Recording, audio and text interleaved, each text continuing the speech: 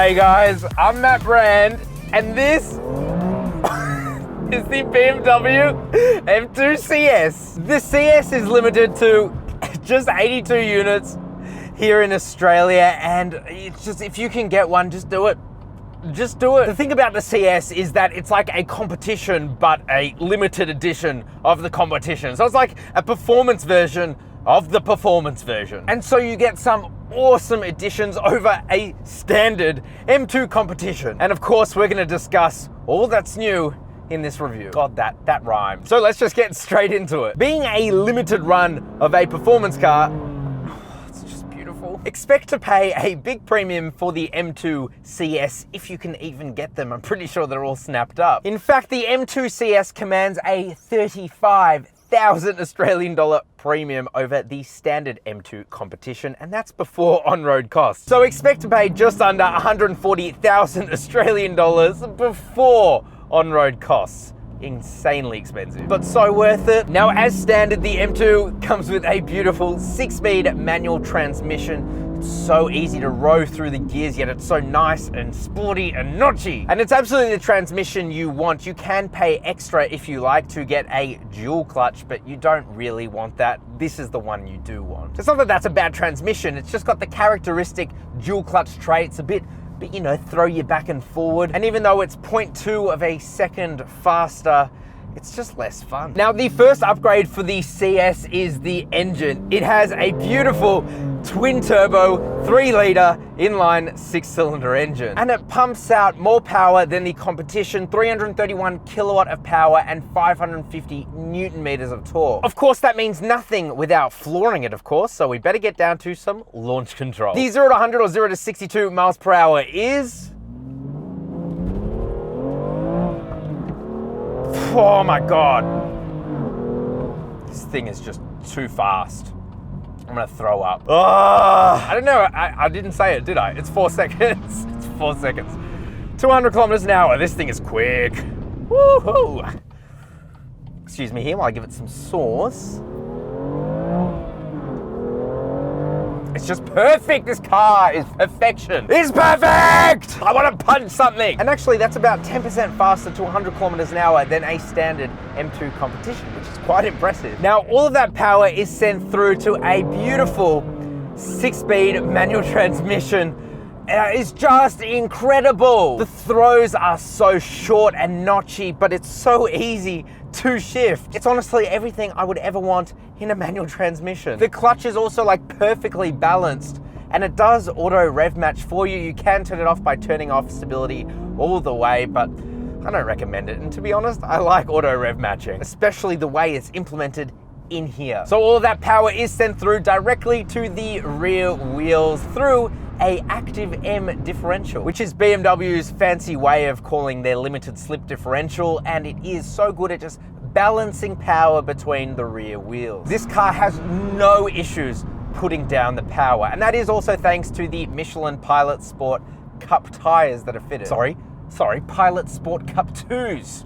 Not the Cups, the Cup 2s. Of course, there are loads of other mechanical changes that come with the CS, which we will of course talk about, but for now, let's talk about the exterior changes. The first thing you notice is the carbon fiber bonnet. It is apparently 50% lighter than the standard bonnet you get on a M2 competition. But on top of the bonnet is a giant cutout as a scoop, and it's real. It's actually functional. For the first time in 2021, we are seeing a real vent. Jokes aside, the CS gets heaps of carbon fiber everywhere. The front splitter, the rear diffuser, the roof is carbon fiber with this cool like checkered pattern on top. And you've got a pretty big carbon spoiler on the back too. Oh yeah, and of course the mirror's insanely cool. You know what's funny about all the carbon fiber on the CS? Well, it's the exact same weight as a standard M2 competition. So it should be lighter, but it's not. Regardless, it's still really cool, and I would much rather have all the carbon bits than not. Everything else about the front of the CS is peak BMW design for me. I think it is stunning. The grille is the perfect size. The kidney grills, can you believe it? The lights are really, really cool. I love the daytime running lights especially. And you've got this really aggressive front bumper. Moving to the side, and again, it's just perfect. You have a small coupe. And it's a real coupe. You've got frameless windows. Not like the 4 Series Grand Coupe, which is debatable as being a Grand Coupe, if we're being nice. New for the CS are the lightweight wheels. I love the 19-inch alloys. They're very cool, and you can get them in gold, which I absolutely think you should. And within them are gigantic brakes, absolutely enormous. And then the rear is very M2. It doesn't look that different from a standard M2 competition. Of course, you have the carbon bits on it, which is different. The LED tail lights are a neat touch, nothing particularly special, but being an M2, you have a fat body kit on the M2 CS. It is just huge, so wide. The stance is awesome. And again, amazingly for 2021, you have quad real exhaust. There's no fake tips, nothing. These are real. And boy, do they sound real. Take a listen.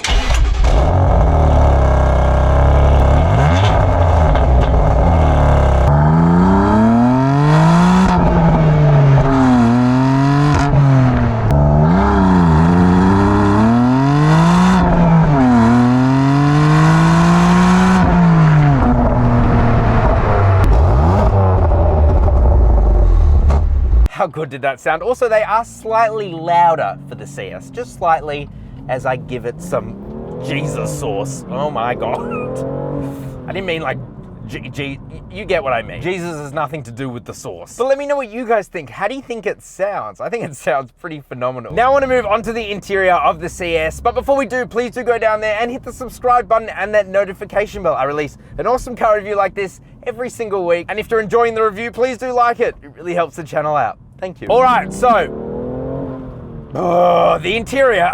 It is a gorgeous place to be. It's the older BMW design language, not that it matters at all. The first thing you're gonna notice with the CS, if you've spent any time with a regular M2, is that the center console has been ripped out and replaced by this giant carbon fiber and Alcantara piece. It is literally artwork. It is gorgeous and it feels so nice. Now, as a result, you do kind of lose your armrest. Not really, you still get one, but it means that you have like the perfect angle to rest your arm while you're shifting. These seats are also exclusive for the M2 CS. They're the same as what you'd get in an M4 CS. They're incredibly comfortable, adjustable in like a million different ways, including adjustable side bolstering in case you're thicker like me and you need it a bit softer. You've also got two like air pass-throughs, and it's really cool because when you put down the window, air passes through and it like cools your back. I love it. But they're made of beautiful leather and Alcantara. I really like them. You've also got this Alcantara steering wheel. It is a big fluffy boy, but it feels so nice in the hands. You've got the classic M tricolor stitching on it. As I said, it's fat, but I love it. I really, really love it. It is the older M steering wheel design, but it doesn't really matter. It's still extremely functional. You've got your M1 and M2 buttons there, which are your individual modes. We'll get back into that a bit later. I've got zero complaints about it. Seriously, zero. And the other thing that's new is the dash. You have this like Alcantara little art piece thing here with CS embossed into it. Very cool. Speaking more broadly about the looks and the design, it is just stunning. Everywhere you touch feels super quality, soft touch materials. They are erring on the harder side, but still soft touch. And that's really important because it soaks up a lot of road noise, but I absolutely would expect in a car that costs this much as well. Other things like the doors are just a piece of art. You have Alcantara, and then look at the door handles. They're like this carbon fiber piece. Insanely cool. You get red stitching everywhere. It's a really nice place to be. Excuse me here while I give it some of that juicy sauce. Far out Brussels sprout. In terms of ergonomics and practicality, well, the steering wheel is tilting and telescoping. As I said, the seats are super adjustable, so it's very easy to get into a good position. You have two cup holders up front, two more in the doors, and the door pins are actually a really large size. Oh my God, this thing, I can't not do this. Man. The USB port has been moved to like the back of the center console, which is a bit odd, but it works. And you get a 12-volt socket up front too. Oh yeah, and the glove box, it's a pretty decent size. The instrument cluster is again older BMW design, but I don't care. And in fact, I think it suits this car better because it's an analog setup, well, analog digi setup. So on the left-hand side, you have a nice big bright speedometer. On the right-hand side, you have a nice big bright tachometer with a little M2 badge glowing in there. Very cool. And then down the bottom is a little screen. You can cycle through different menus and see a few different things. It's not as customizable as the latest iDrive system, but it's still very good. And in fact, I prefer it. I think it looks awesome. And then of course you get an 8.8-inch infotainment display. Again, not the latest from BMW, so it does not have any Android Auto, but it does have Apple CarPlay and it's wireless, but it's super duper functional. You get navigation and digital radio. You can control it through the iDrive control knob, which I absolutely love, which is surrounded in buttons, so it's super easy to use and is absolutely my go-to. Or you can use it as a touchscreen if you like, so it's up to you. And then in terms of rear seats, you do get two. How exciting. But it's actually relatively comfortable back there. At 5'11", sitting behind myself, where I sit quite far back, I have enough legroom, enough headroom, and enough toe room, which is pretty impressive. I'm not gonna say it's the easiest place to clamber into, but it's all right. Now, there's no amenities back there. You don't get USB ports, you don't get air vents, but it's totally fine. And this is more of a 2+2 rather than a 4-seater family car, if we're being totally honest. And then the other boring bit is practicality. This thing is super practical for what is a pretty small car. In fact, you get 390 liters of boot space, which is really impressive, and I'm able to fill this car up with plenty of bags and room to spare, so it's very impressive. And of course, you can put down the rear seats if you want and get even more room. So yeah, this car has no issues going on road trips. Enough about practicality though, let's get back into how this thing drives. And what better way than to give this thing some sweet, juicy sauce. Far out, this thing is quick, this thing is so fast. Now the M2 CS has probably the greatest way to change between driving modes. It's super simple. You have 3 buttons down in the center console. You have a button for your engine response, you have a button for your adaptive dampers, and you have a button for your steering response. You can also set up your hotkey buttons, the M1, M2, and you can click those and it will quickly change between driving modes that you've preset. And full disclosure, I've driven this car almost entirely in full 100% mode, because that's what I think you should do if you have one of these. This thing is so damn playful. It's so easy to like controllably lose the rear end. It's so much fun. Now, one of the other major mechanical changes for this CS is that you get adaptive dampers, and it totally transforms the M2. Because one of the biggest issues of the standard M2 competition is that it was a really stiff drive. This, on the other hand, is just so much more comfortable. BMW engineers have like worked their magic. Even in like the really stiff sport mode, it is still super comfortable. But even though it's comfortable, handling is still just incredible.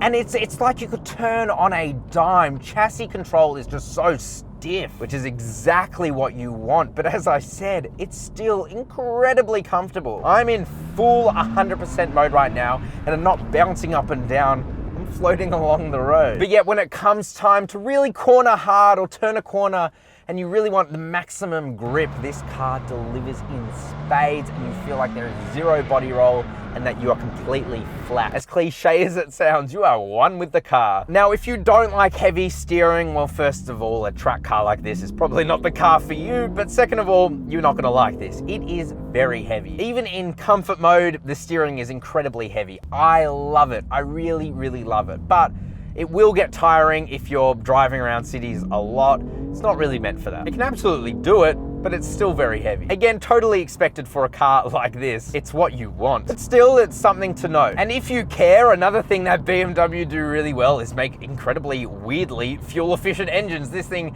is averaging 12.3 liters per 100 kilometers, which is just super impressive. Especially for a car where you have to row your own gears, and it is just so beautiful to do so. You know, second gear is really your pulling gear, and boy, does it just throw you back in your seat. This thing is monstrously powerful, and yet it is so controllable, it makes no sense. It's like defying physics. And the auto rev matching feature, you know, if you're a purist, you'll hate it, but it is just really good just for spirited driving. I don't know how else to describe it. All right, one last time of giving it some sauce.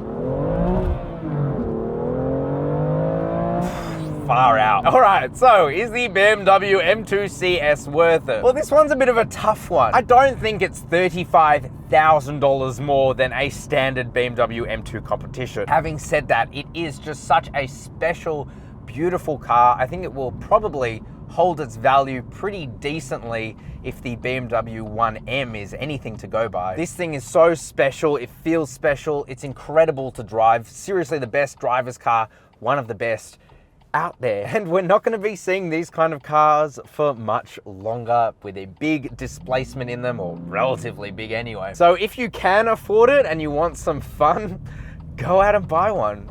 You will love it. What do you guys think of the BMW M2 CS? Is it worth it over a BMW M2 competition? And is it worth it at all? Let me know in the comment section below. While you're down there, please do like the video. It really, really helps the channel out. And of course, subscribe if you're new. I would love to have you around the channel, and hit that notification bell too. And I will see you next week.